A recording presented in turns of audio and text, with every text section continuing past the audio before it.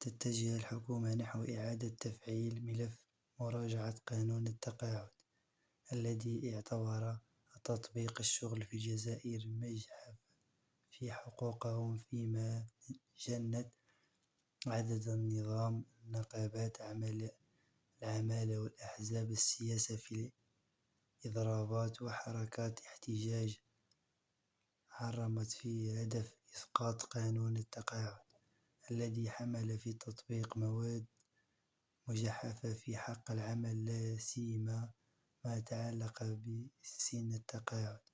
كشف الأمن العام للاتحاد العام للعمل الجزائريين سلما لبطاش عن إعادة تفعيل ملف مراجعة قانون التقاعد، مشيرا أثناء إشراف على النقط حملة تلقيح وطن للعمل بالمعسكر على أن المركز النقابة المسنن نوع من الاستجابة لهذا المطالبة الذي رأى الرئيس الجمهورية عبد المجيد تبون خلال لقائه خيرا معه.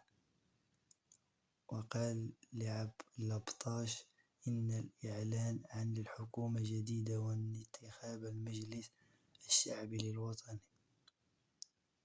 خطوة مناسبة لتجديد مطالبة انشغالات التطبيق العالمي على الرئيس. هذا المطالبة يأتي ملف مراجعة قانون التقاعد النسبي. وأكد المصدر أنه سيتم اقتراح تعديل على القانون التقاعد المجحف، لا سيما بشأن التقاعد دون شروط السن الخاص بالعمل الذين قضوا مدة 32 سنة.